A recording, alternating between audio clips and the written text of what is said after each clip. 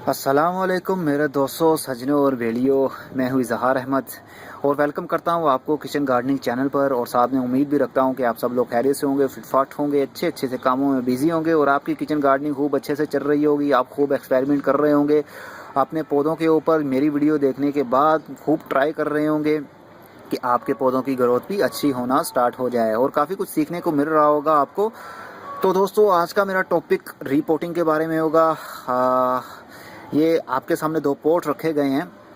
आपने शायद कि मेरी पिछली वीडियोस भी देखी हों जिसमें मैंने एयर लेयरिंग का और फ्रॉम कटिंग का एक्सपेरिमेंट किया था और रिज़ल्ट आपके सामने मैंने आपको दिखाया था कि किसका रिज़ल्ट सबसे ज़्यादा सक्सेसफुली और ज़्यादा ग्रोथ हो रही है। तो आप बखूबी समझ गए होंगे अगर आप मेरे पुराने सब्सक्राइबर हैं। ये वाला प्लांट ये फिग ट्री है, आई मीन फिग ट्री सी जिसकी हमने एयर लेयरिंग की थी, ये वो है। और मैंने इसकी वीडियो भी बनाई थी कि आपने कैसे एयर लेयरिंग का रिज़ल्ट आपको दिखाया था मैंने कि कैसे उसका रिज़ल्ट मिला मुझे। तो अगर आपने नहीं देखा तो ये वीडियो का ऊपर लिंक आ रहा है, आप इसके ऊपर क्लिक करके भी इसका एक्सपेरिमेंट देख सकते हैं कि ये मैंने कैसे सक्सेसफुल किया। तो दोस्तों, इसको मैं अब ट्रांसफ़र करने वाला हूँ, शिफ्ट करने वाला हूँ बड़े पॉट में, क्योंकि इसकी ग्रोथ खूब अच्छे से चल रही है और पॉट इसके हिसाब से बहुत छोटा है। ये प्लास्टिक का पॉट है और इसमें मैंने कंपोस्ट और कोकोपीट वगैरह इसमें मिक्स करके इसका मीडिया बना के इसमें उगाया हुआ था। तो अब मैं चाहता हूँ इसको मिट्टी के अंदर लगाऊं ताकि इसकी ग्रोथ और अच्छी हो सके, क्योंकि मिट्टी के अंदर ज़्यादा ग्रोथ होती है। ये जो कंपोस्ट मैंने यूज़ की हुई है इसकी जो तासीर होती है वो काफ़ी हीट होती है, इसकी वजह से रूट्स बर्न होने का ख़तरा होता है। तो मिट्टी मिक्स कर ली जाए तो अच्छा रहेगा। तो ये सेम टाइम पर मैंने उगाया था फ्रॉम कटिंग, यानी कलम लगाई थी मैंने इसकी। और इसको मैंने किया था एयर लेयर, और एयर लेयर का देखिए कितना ज़बरदस्त रिज़ल्ट मिला मुझे, कितने ज़बरदस्त से ज़बरदस्त पत्ते इसके निकले और न्यू ग्रोथ हो भी रही है पत्तों की, छोटे छोटे नन्हे नन्हे से, ये देखिए। और इसका बेचारे का देख लीजिए, अभी तक एक लीव निकला छोटा सा और वो भी अब देखिए सूख रहा है, ड्राई हो रहा है। और एक ये लिटिल शूट निकल रहा है, लेकिन इसकी ग्रोथ मुझे पसंद नहीं आई इतना पता नहीं क्यों नहीं हुआ, इसकी ग्रोथ में कोई प्रॉब्लम हो गई। ये थी फ्रॉम कटिंग, यानी हमने कलम लगाई थी इसकी, लेकिन कलम का इतना रिज़ल्ट नहीं मिला जितना एयर लेयर का मिला। एयर लेयर 100% वही प्लांट होता है जो आपका बड़े वाला प्लांट यानी कि मेन प्लांट होता है। मेन प्लांट के ऊपर हम एयर लेयर का ट्रिक यूज़ करते हैं और जब एयर लेयर कंप्लीट हो जाता है तो ये एक बना बनाया हमें पौधा मिल जाता है। हमें दोबारा से लगाने की या सीड से ग्रो करने की ज़रूरत नहीं पड़ती। तो इसको मैं शिफ्ट करने वाला हूँ बड़े पॉट में। इसको मैं एक साइड पर रखता हूँ, इसने मुझे बहुत निराशा दी है। चलिए मैं उखाड़ के देख ही लेता हूँ इसको कि क्या इसका रिज़ल्ट मिला होगा मुझे। इसको मैंने किया हुआ कंपोस्ट में, गोबर की और पत्तों की खाद जो होती है। लें व्यूअर्स, ये देख लीजिए आप, ये है इसका रिज़ल्ट कि एक भी इसकी नन्ही सी रूट भी मुझे नज़र नहीं आ रही। ये बिल्कुल जो है ना प्रोसेस इसका आई थिंक फेल है, लेकिन इसमें ये अभी लाइव है। ये देखिए अभी लिटिल इसका जो शूट है वो निकल रहा है, एक ऊपर से भी निकल रहा है। ये स्टेम्प जो है ना लाइव है, अभी ये भी निकल रहा है। तो इसका रिज़ल्ट इसमें मुझे नहीं मिल सका। अभी मेरा इसका टॉपिक नहीं तो वीडियो की लेंथ लंबी हो जाएगी। इसको मैं एज इट इज़ रखता हूँ और अब ये मैं दिखाता हूँ आपको कि ये देखिए कितना ज़बरदस्त ग्रोथ चल रही है इसकी। और ये देखिए एक लिटिल शूट ग्राउंड लेवल से भी निकल रहा है, काफ़ी ज़बरदस्त है। ये फिग है यानी अंजीर का पौधा है, तो इसको अंजीर लगेगी। मैं चाहता हूँ इसको कि मैं इसको पॉट में ही अब रखूँ, यानी कि इससे थोड़ा सा बड़ा पॉट मैं यूज़ करने वाला हूँ। अब मिट्टी के अंदर ग्रो करूँगा इसको मैं। तो मैं पौधे को रखना चाहता हूँ गमले के अंदर ही, इसको फिग्स लगें यानी अंजीर लगे इसको। तो मेरा दिल चाहता है कि ऐसा ही रहो। मैं इसको बड़ी प्लेस में शिफ्ट नहीं करना चाहता, क्योंकि मेरे पास ऑलरेडी दो ट्री मेरे पास लगे हुए हैं जो क्यारी में मैंने बड़ा सा पॉट जो बनाया हुआ है मैंने, उसके अंदर दो मैंने लगाए हुए हैं। तो वो अच्छी ग्रोथ चल रही है उनकी। तो मैं चाहता हूँ एक गमले में भी लगाऊँ, एक गमले के अंदर एक अंजीर का पौधा लगा हुआ और उसमें छोटी छोटी अंजीर लगी हुई बहुत खूबसूरत लगेंगी, और उसको तोड़ के खाऊंगा तो और भी मज़ा आएगा। तो उससे पहले मैं मिट्टी और पॉट अरेंज कर लेता हूँ। ओके व्यूअर्स, मैंने पोर्ट एक चूज़ कर लिया है। ये पोर्ट 10 इंच का है और ये इनफ है। मुझे इससे बड़े पोर्ट अच्छे नहीं लगते। 10 इंच का मैक्सिमम, 10 इंच का ज़्यादा से ज़्यादा 7 इंच, 6 इंच से लेकर 10 इंच तक। इससे जो ओवर साइज़ होता है मुझे वो पौधों के लिए अच्छा नहीं लगता, रिलायबल भी नहीं होता और देखने को भी बहुत बुरा लगता है बड़ा पोर्ट। कोशिश किया करें छोटा पोर्ट यूज़ करें, छोटे में भी फ्रूट लग सकता है। जस्ट उसकी केयर करने की आपको पता होना चाहिए, उसकी रूट प्रूनिंग करनी पड़ती है आपको। अगर छोटे पोर्ट में आपने पौधे लगाने हैं और उसी में आप चाहते हैं कि फ्रूट भी उनको लगे, तो हर 6 महीने के बाद आफ्टर 6 मंथ उसकी रूट प्रूनिंग करनी पड़ती है। उसका जो रूट बाउल होता है उसको बाहर निकालना पड़ता है। रूट जो होती हैं टैप रूट वगैरह और कुछ फीडर रूट्स भी हमें काटनी पड़ती है ताकि उसकी जो रूट्स हैं वो बाउंड ना हो। जब पोर्ट के अंदर एक पोर्ट आप बड़े वाला यूज़ कर रहे हैं ना, तो बड़े वाले पोर्ट के अंदर भी जब उसकी रूट बाउंड होना शुरू हो जाएंगी ना, आई मीन के इसको कहते हैं ज़्यादा रूट्स पैदा हो गई हैं, तो जब ज़्यादा रूट पैदा हो जाएंगी तो रूट जगह और मांगेंगी कि हमें अपनी ग्रोथ के लिए और जगह चाहिए। तो अगर वो फाइट करेंगी दूसरों के साथ, मीन के वो फाइट करने की कोशिश करेंगी जगह के साथ, तो उनको जगह नहीं मिल पाएगी। तो फिर जो रूट्स हैं वो बर्न होना शुरू हो जाएंगी और प्लांट की ग्रोथ रुक जाएगी और प्लांट मुरझाना शुरू हो जाएगा। तो हम चाहते हैं कि पौधे की ग्रोथ भी चलती रहे और उसकी रूट्स भी ग्रो करती रहे और उनको भी अच्छी स्पेस मिलती रहे। इसलिए हमें रूट प्रूनिंग करनी पड़ती है और जो ब्रांचेस होती हैं उनकी भी प्रूनिंग की जाती है और रूट प्रूनिंग भी की जाती है। तो मेरी काफ़ी वीडियोज़ उसमें मौजूद हैं, लेकिन मैंने अभी तक रूट प्रूनिंग के ऊपर फोकस करके एक वीडियो नहीं बनाई है। जस्ट मैं जब भी रिपोर्ट करता हूँ तो साथ में रूट प्रूनिंग भी कर देता हूँ, तो उसकी आई थिंक वीडियो मौजूद होंगी। लेकिन एक ही लेंथ में मैंने जस्ट उसको उस टॉपिक को कवर करने के लिए वीडियो नहीं बनाई कि रूट प्रूनिंग के ऊपर ही वीडियो हो। तो जैसे जैसे चैनल मेरा चलता रहेगा, आप लोग वीडियो वॉच करते रहेंगे, तो मैं करता रहूँगा। रूट प्रूनिंग पर भी वीडियो कोई ना कोई बनाऊँगा मैं। अभी भी आपको कुछ ना कुछ सीखने को मिल जाएगा मेरी वीडियो के थ्रू, क्योंकि हमने वो वाले प्लांट को इसके अंदर शिफ्ट करना है। तो कुछ रूट प्रूनिंग मैं करूँगा आपके सामने ताकि आपको अंदाज़ा हो सके कि रूट प्रूनिंग किसको बोलते हैं। तो ये मैंने पोर्ट चूज़ किया है। इसके अंदर मैंने बालू मिट्टी हाफ से कम है, अभी 1/3 जो बालू मिट्टी मैंने डाल दी है। ये जस्ट मिट्टी है, किसी किस्म का इसके अंदर फर्टिलाइज़र मौजूद नहीं है, किसी किस्म की कंपोस्ट इसके या गोबर की खाद इसमें मौजूद नहीं है, जस्ट ये मिट्टी है। तो अब मैं सबसे पहले करूँगा कुपेक्स पाउडर का एक छिड़काव करूँगा इसके ऊपर, इस मिट्टी के ऊपर, क्योंकि गर्मी का सीज़न है अब स्टार्ट हो गया है और कई 7 से 8 दिन के बाद गर्मी शुरू हो जाएगी। तो मैं चाहता हूं कि मेरे इस पोर्ट में कीड़ियां ना आए, चींटियां ना आए, आंट्स ना आए, अंडे ना दें इसके अंदर आके, नहीं तो मेरे पौधे की रूट्स जो है ना वो जल सकती हैं, ख़राब हो सकती हैं। तो इसके लिए हम सबसे पहले ये स्प्रिंकल करूंगा मैं पाउडर को। और डरिएगा नहीं कि हम कितना डालें कितना ना डालें, जितना आपका दिल चाहे डाल दीजिए क्योंकि इसका ख़तरा नहीं है, इस पाउडर का कोई नुकसान नहीं है। ये करीब करीब हाफ़ टी स्पून मैंने इसके ऊपर फेंक दिया है। अब मैं जो नेक्स्ट स्टेप करने वाला हूँ, इसको मिक्सअप कर लूँगा ताकि जो ग्राउंड लेवल पर है, बॉटम पर है, वहाँ तक भी ये पाउडर का जो डिज़ोल्व होने के बाद पानी पहुँच जाएगा। तो नीचे जो होल होता है, अक्सर होता है गमले के नीचे जो होल होता है, वहाँ से चींटियाँ सुराख करके अंदर घुस जाती हैं। तो ऐसे में उसके अंदर आएंगी तो उनकी जो पाउडर है वो प्रोटेक्ट करेगा और उसकी स्मेल चींटियों को अच्छी नहीं लगेगी और वो इसके अंदर नहीं घुसेंगी, बाहर से ही भाग जाएंगी खुशबू सूंघकर ही। ओके व्यूअर्स, इसको मैंने मिक्सअप कर दिया है। अब मैं नेक्स्ट स्टेप करता हूँ। ये पोर्ट ये प्लास्टिक का पोर्ट है, बहुत इसकी लेयर हल्की सी होती है और मैं आपको रिकमेंड ये करता हूँ, सजेशन भी यही देता हूँ आपको कि आप प्लास्टिक के पोर्ट यूज़ ना किया करिए, क्योंकि प्लास्टिक के पोर्ट हमारे एटमॉस्फेयर के हिसाब से, हमारे माहौल के हिसाब से अच्छे नहीं हैं। उसकी रीज़न ये है कि हमारे यहाँ गर्मी जब पड़ती है तो बहुत ज़बरदस्त गर्मी पड़ती है, जब सर्दी पड़ती है तो बहुत ज़बरदस्त सर्दी पड़ती है। तो आप अपने छत के ऊपर आपने पौधे रखे होते हैं, धूप में रखे होते हैं, जब सनलाइट फुल अपने अरूज पर होती है, हीट पर होती है, जब मान लीजिए जून और जुलाई के महीने में, तो पौधे को इस पॉट के ऊपर डायरेक्ट सनलाइट पड़ रही होगी तो प्लास्टिक बहुत ज़बरदस्त हीट हो जाता है।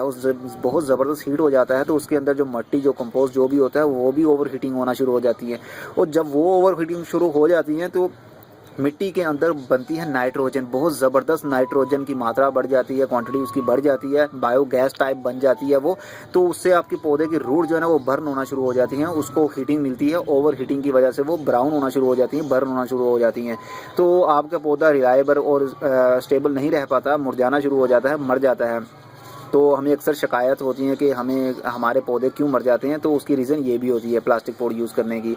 जबकि मुझे प्लास्टिक पोर्ट बहुत अच्छे लगते हैं, दिखने में प्यारे लगते हैं, लेकिन मैं जो क्ले पोर्ट होते हैं वो भी मैंने फाइंड कर लिए हैं जहाँ से खूबसूरत और छोटे छोटे पोर्ट मिल जाते हैं। अब मैं ज़्यादा फोकस क्ले पोर्ट पर देता हूँ, वहाँ से परचेज़ करके ले आता हूँ।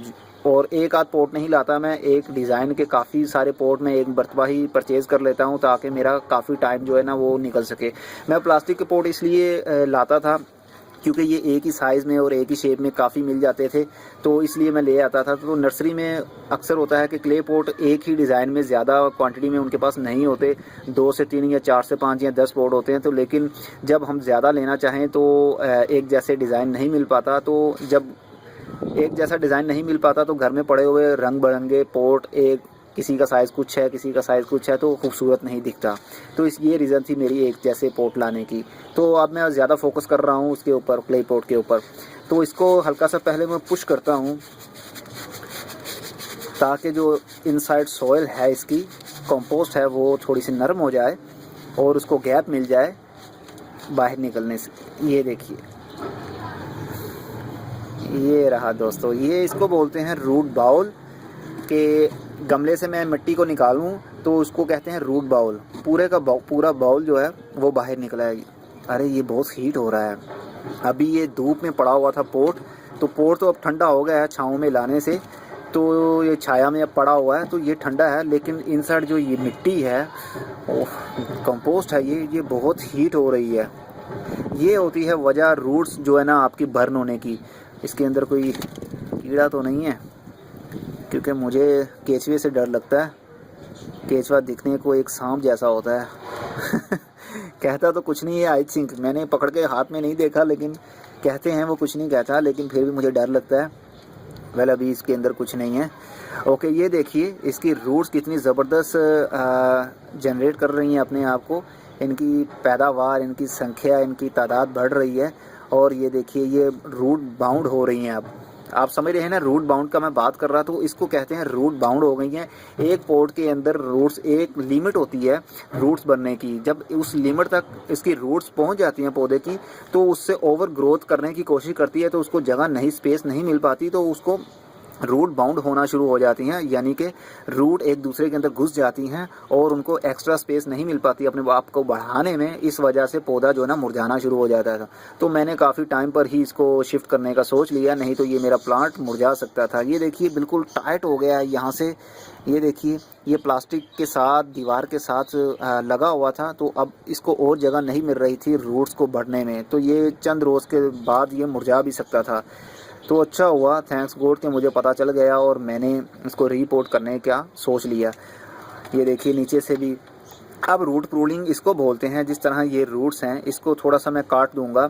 अगर मैंने इसी पोर्ट में ही दोबारा इसको लगाना है, जिस तरह मैं आपको बता रहा हूँ कि एक ही पोर्ट में अगर आप बार बार पौधे को लगाना चाहते हैं और चाहते हैं कि ऊपर से इसकी ग्रोथ बढ़ती रहे और नीचे से भी इसकी ग्रोथ बढ़ती रहे, तो हमें आफ्टर 6 मंथ या 1 ईयर के बाद हमें इसको रूट प्रूनिंग करनी पड़ती है। एवरी सीज़न हमें रूट प्रूनिंग करनी पड़ेगी। आपके पौधे के ग्रोथ के ऊपर डिपेंड करता है कि किस हिसाब से आपका पौधा, कितनी स्पीड से आपका पौधा ग्रोथ कर रहा है। तो अगर अच्छी ग्रोथ चल रही है आपके पौधे की, तो आप उसको रूट प्रूनिंग करते रहिए और आपका ऊपर आउटर साइड से भी आपका पौधा अच्छे से पत्ते निकालता रहेगा, फ्रूट लगता रहेगा।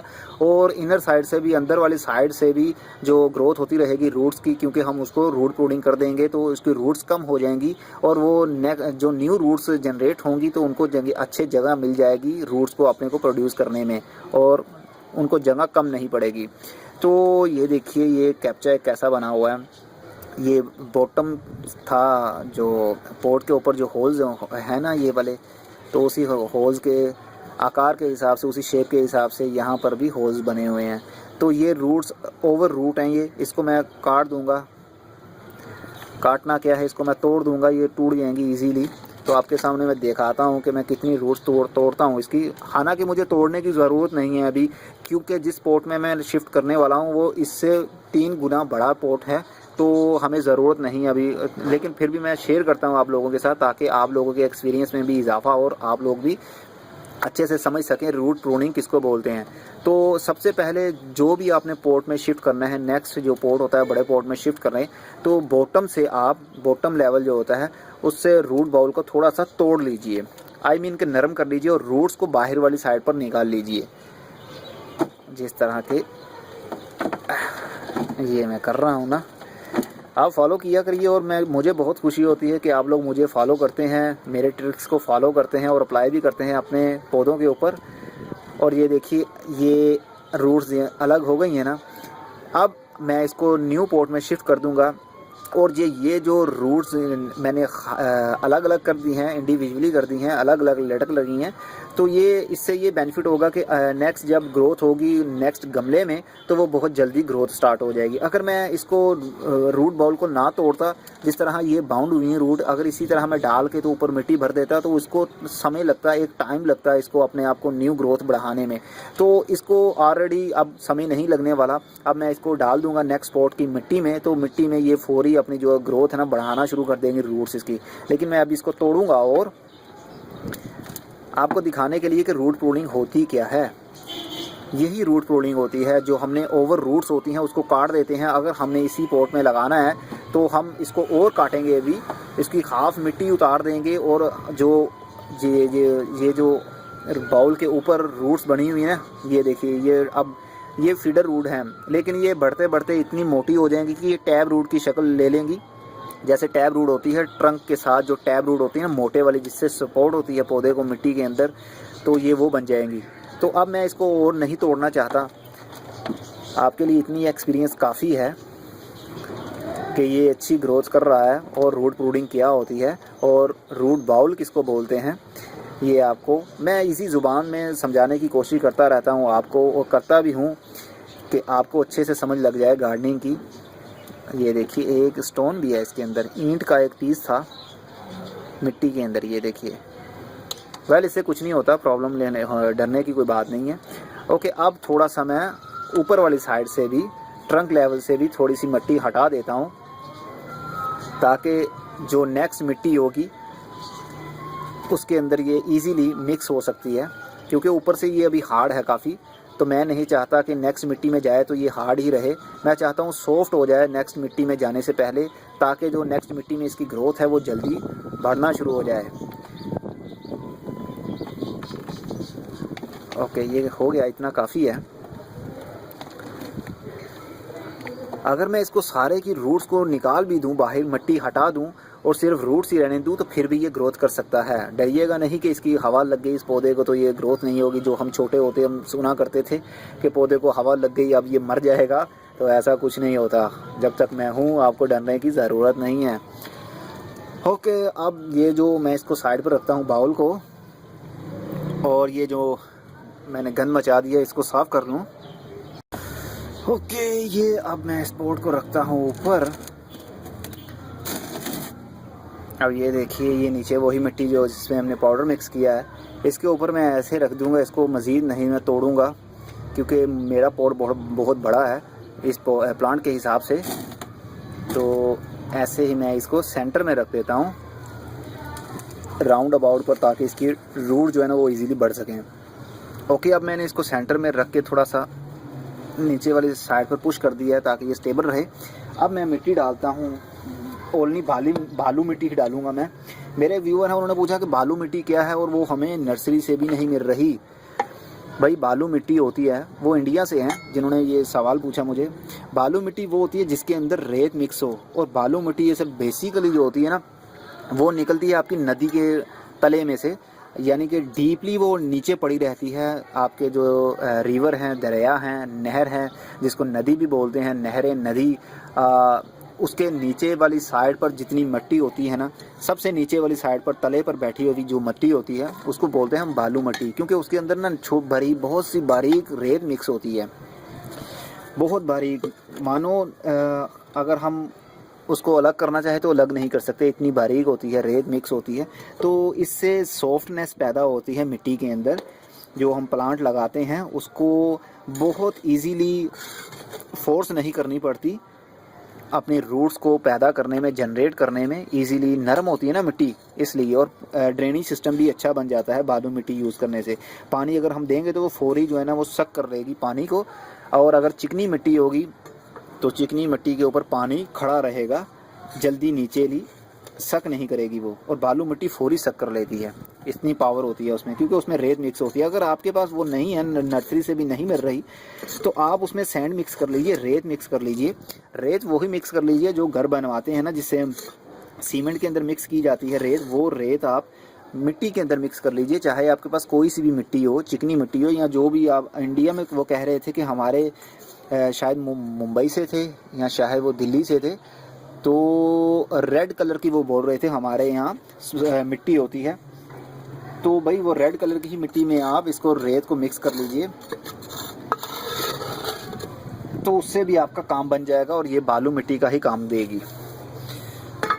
ओके, ये अब मैंने कुछ इसको इस तरह से, बालू मिट्टी बहुत नरम है, बहुत अच्छा लगता है हाथ से टच करना इसको। अब इसके एयर पॉकेट्स भी तो हम ख़त्म करने हैं ना। अब एयर पॉकेट्स इसके ख़त्म करने के लिए वही मेरी वायर जो हमेशा मेरे काम आती है, इसको मैं साइडों से, जहाँ जहाँ पर न्यू मिट्टी मैंने भरी है ना, उस एरिया पर मैं इसको पुश करता हूँ। ये देखिए होल्स हो रहे हैं इसके अंदर, मिट्टी नीचे जा रही है। लेकिन मैं इसको ज़रा, वीडियो की लेंथ लंबी ना हो, मैं इसको हाथ की फिंगर्स की मदद से इसको पुश कर देता हूँ। ये देखिए कितनी जल्दी इसके नीचे चले गई ये मिट्टी। अब साइडों से भर के ये करता हूँ मैं। पत्ते काफ़ी ज़्यादा हैं इसलिए आपको सही से नज़र नहीं आ रहा प्लांट। ओके, अब फ़िलहाल के लिए इतनी मिट्टी बहुत है, मैं और नहीं भरूँगा। अब मैं नेक्स्ट स्टेप ये करूँगा कि पानी जो ना वो मैं दूंगा इसको अच्छी तरह से, ताकि जो पूरी की पूरी जो न्यू मिट्टी हम यूज़ कर रहे हैं वो मॉइस्ट हो जाए, नीचे तक डीपली जो है ना गीली हो जाए, ताकि जो, क्योंकि प्लांट जो जिस प्लांट को हमने शिफ्ट किया है उसकी सॉइल पहले से ही खुश्क हो रही थी, ड्राई हो रही थी। मैंने कल से उसको पानी नहीं दिया था और वो पड़ा भी धूप में हुआ था। तो अब मैंने इसको डाल दिया है इसमें, तो मिट्टी और नहीं भरूँगा, पहले पानी भरूँगा।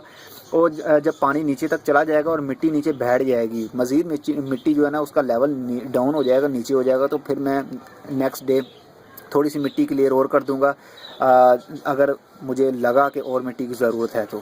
ठीक है, मिट्टी इस लेवल पर रखा करें आप, करीब गमले से 1 इंच जो है ना वो नीचे होनी चाहिए मिट्टी, ताकि जब हम पानी दें तो थोड़ा सा पानी उसकी स्टोरेज इसके अंदर मौजूद होनी चाहिए। ये ना हो कि फुली मिट्टी से आप इसको लेवल कर दें, इस लेवल तक इसकी इस लेयर कर दें इतनी, तो पानी हम दे नहीं सकते। अब पानी देंगे तो वो सारे का सारा पानी बाहर ड्रेन हो जाएगा, मिट्टी के अंदर नहीं जा पाएगा। इसलिए थोड़ा सा गैप ज़रूर रखा करें, करीब 1 इंच का रखा करें, ताकि, क्योंकि गर्मी के सीज़न में मिट्टी बहुत जल्दी ड्राई हो जाती है। तो 1 इंच का अगर गैप होगा यहाँ, तो हम पानी देंगे तो थोड़ा सा उसको समय लगेगा पानी को नीचे जाने में, और पूरी मिट्टी भी गीली हो जाएगी। होप कि आपको समझ लग गई होगी कि मैं क्या कह रहा हूँ। अब मैं इसको देता हूँ पानी। ओके, पानी मैं बॉटल की मदद से ही दूँगा, शावर की मदद से पानी देने की ज़रूरत नहीं है इसको, क्योंकि ये कौन सी सीडलिंग कर रहे हैं हम जो बहुत केयरफुली हम पानी दें, क्योंकि ये तो ऑलरेडी एक पौधा है, तो हमने शिफ्ट किया है इसको दूसरे पॉट में, तो हमें ज़रूरत नहीं है शावर की मदद से पानी देने की। एक मरतबा इसको अच्छी तरह से भर दीजिए आप, ताकि ये पूरा जो है ना मिट्टी इसकी गीली हो जाए, और गीली होने के बाद ये पूरे का पूरा जो नीचे तक है मिट्टी इसकी नम हो जाएगी, तो ये पानी सारे का सारा सक कर देगी। ओके, अब ये हमारा ये कंप्लीट हो गया। अब हम आते हैं ऊपर वाली साइड पर। कुछ पत्ते हमें तोड़ने पड़ेंगे, डिफोलिएट करने पड़ेंगे। उसकी रीज़न ये है कि हमने न्यू पॉट में शिफ्ट किया है, और उसकी काफ़ी रूट्स भी मैंने पुराने जो प्लांट था उसकी रूट्स भी काट दी हैं, उसकी प्रूनिंग भी कर दी है। तो हम चाहते हैं कि उसको थोड़ा सा रेस्ट मिल जाए, क्योंकि ये न्यू पॉट में आया है, तो रूट को प्रोड्यूस करने में थोड़ा सा टाइम लगेगा, कुछ दिन लगेंगे। तो हम नहीं चाहते कि वो रूट्स ऊपर से पावर लेना चाहें, तो सॉरी ये पत्ते नीचे से पावर लेना चाहें तो इनको पावर ना मिले और ये मुरझाना शुरू हो जाएं। इसलिए हम इसको कुछ पत्ते डिफोलिएट कर देंगे ताकि जो रूट्स हैं उसको रेस्ट मिल सके, क्योंकि ऑलरेडी वो एक शॉक से गुजर रही हैं, एक दचके से गुजर रही हैं। तो हम नहीं चाहते कि हमारा पॉट जो है ना, वो जो प्लांट है वो मुरझा जाए या उसकी लाइफ कम हो जाए या उसको कोई क्रिटिकल प्रॉब्लम हो। तो इसलिए हम थोड़े से पत्ते इसके हटा देंगे। और डरिए नहीं, हटा दीजिए पत्ते, क्योंकि ये बड़े पॉट में अब शिफ्ट हो गया है तो अब न्यू ग्रोथ इसकी होती रहेगी, आपको डरने की ज़रूरत नहीं है। और वैसे भी गर्मी का सीज़न स्टार्ट हो गया है, तो गर्मी के सीज़न में पौधों की ग्रोथ बहुत ज़बरदस्त हो जाती है। तो सर्दी के सीज़न में इनकी ग्रोथ रुक जाती है, क्योंकि नाइट्रोजन तो ना होने के बराबर होती है, कार्बन डाइऑक्साइड ज़्यादा बढ़ जाती है सर्दी में, और गर्मी में सर्दी के सीज़न में ऑक्सीजन काफ़ी बढ़ जाती है और नाइट्रोजन ना होने के बराबर होती है। और गर्मी के सीज़न में नाइट्रोजन ज़्यादा होती है और ऑक्सीजन कम हो जाती है। नाइट्रोजन ज़्यादा चाहिए होती है पौधे की ग्रोथ बढ़ने के लिए। तो ऐसे में हम इसके पत्ते अब मैंने काट दिए हैं, थोड़े से तोड़ दिए हैं। ये देखिए कितने पत्ते हैं, काफ़ी मैंने उखाड़ दिए हैं, तोड़ दिए हैं। तो अब इसकी ग्रोथ होती रहेगी। ये पानी अभी मौजूद है इसके अंदर, ये थोड़ी देर में सक कर लेगा सारे का सारा पानी, तो इसकी ग्रोथ चलती रहेगी। मैं उम्मीद करता हूँ कि आपके कॉन्सेप्ट काफ़ी क्लियर हो गए होंगे, इसमें रूट प्रूनिंग का भी पता चल गया होगा। और जो ये मैंने पत्ते तोड़े हैं, डिफोलिएट इसको बोलते हैं, डिफोलिएट, मैंने पत्तों को डिफोलिएट कर दिया। अगर आपके पौधे की ग्रोथ रुक गई हो, आपके पास जास्मीन का पौधा है, जिस तरह मोतिये का पौधा और गुलाब का पौधा होता है, तो आप उसकी ग्रोथ रुक गई हो तो आप उसके पत्तों को डिफोलिएट कर दिया करिए, यानी तोड़ दिया करिए। क्योंकि पत्ते एक पावर सक कर रहे होते हैं, इस मेन ट्रंक से पावर ले रहे होते हैं, और अगर उसको वो पावर ना मिल रही हो तो वो पत्ते जो फूलों को, अगर फूलदार पौधा आता है तो फूलों की पावर भी वो सक कर लेते हैं पत्ते। इसलिए हमें डिफोलिएट करना पड़ता है पत्तों को, ताकि उसकी जो न्यू ब्रांचेस निकले, न्यू शूटिंग्स निकलें और पौधा बढ़े और उसका ट्रंक भी मोटा हो। तो मैं उम्मीद करता हूँ आपको सब कुछ समझ लग गया होगा अच्छे से। अगर कुछ कॉन्सेप्ट रह गया हो पूछने वाला तो आप कमेंट्स के ज़रिए मुझे पूछ सकते हैं। ओके व्यूवर्स, अब बस करता हूँ, अब नेक्स्ट वीडियो में किसी नई इन्फॉर्मेशन के साथ मिलेंगे। तब तक के लिए good bye, see you and tata, और अपना बहुत सा ख्याल रखिएगा।